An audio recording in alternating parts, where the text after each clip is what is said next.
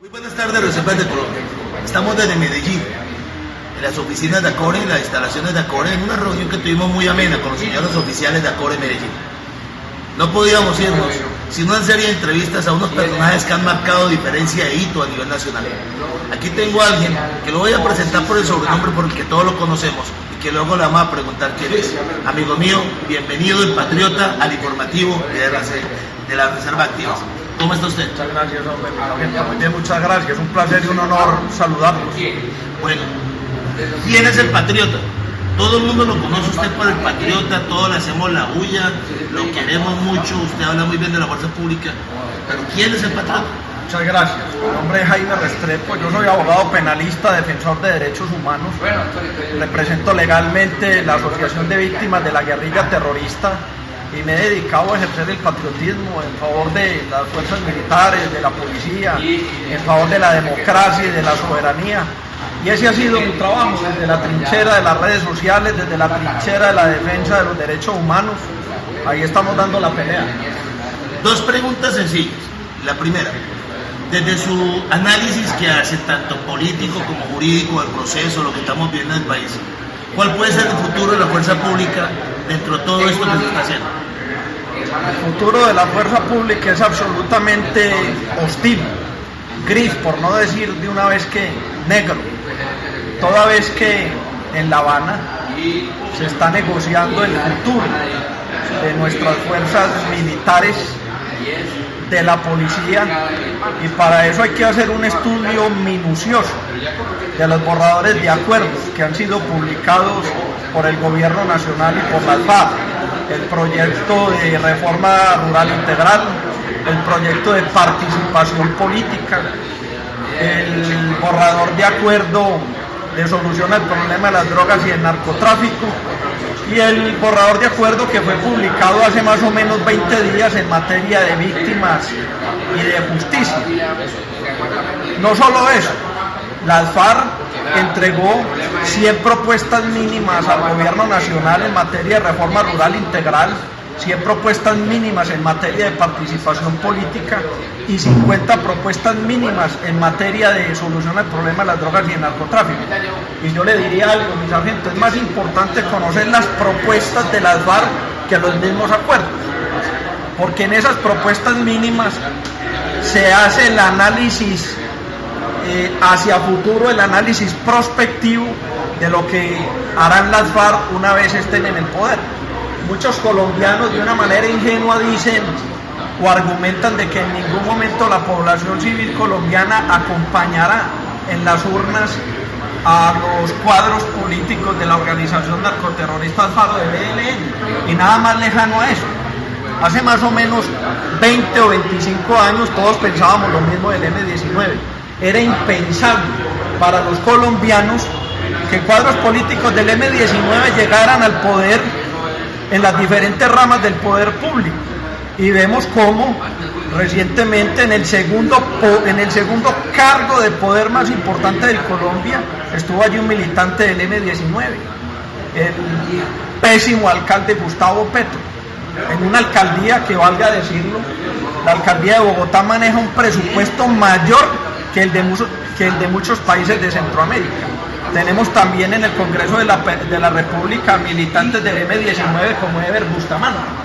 Así las cosas, es muy importante que los colombianos todos se estudien los acuerdos de La Habana para de esa manera poder votar de una manera responsable el tema de la refrendación y no otorgarle un cheque en blanco para que Santos le entregue nuestra democracia, nuestra soberanía, nuestras instituciones, nuestra territorialidad y gobernabilidad a una organización narcoterrorista como las FARC, que ha sembrado de sangre, dolor y lágrimas a nuestra geografía nacional por más de 50 años.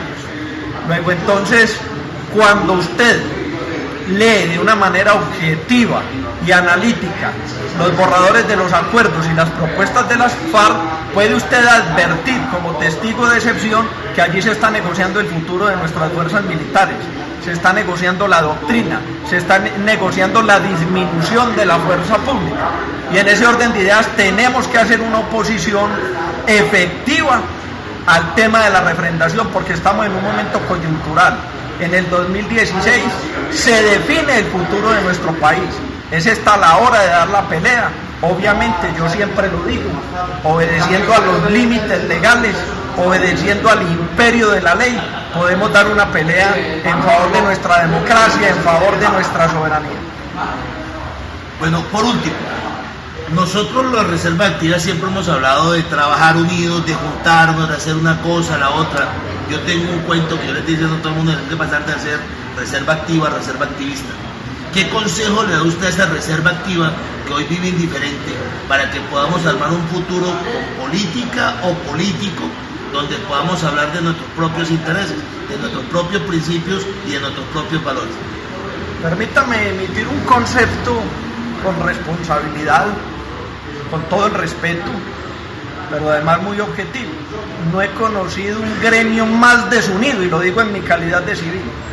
No he conocido un gremio más desunido, más falta de solidaridad que el de los militares.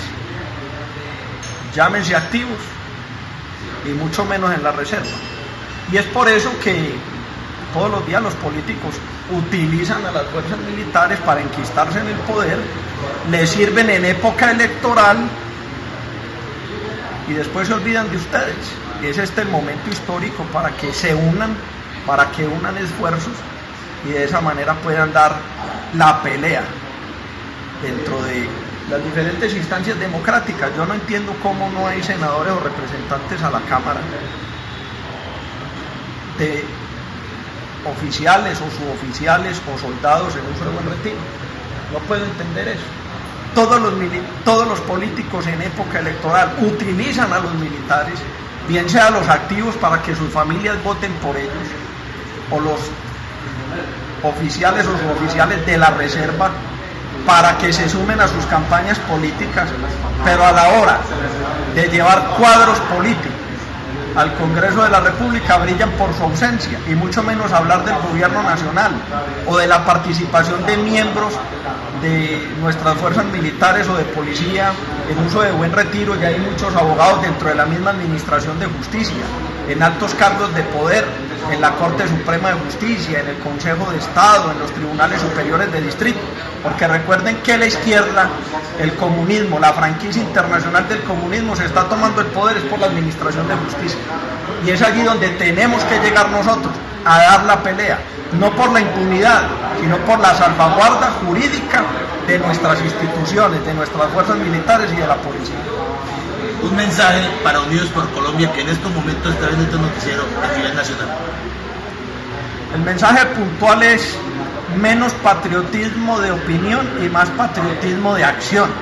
Ustedes se deben unir en torno a ideales, a objetivos comunes, para seguir librando la batalla que ustedes daban cuando eran activos por fuera en defensa de la democracia y nuestra soberanía. Ese es el mensaje, claro, conciso. Muchas gracias, muy amable, al patriota, una de las personas que más lucha por nuestra democracia, por nuestros soldados y policías a nivel nacional. Muy amable.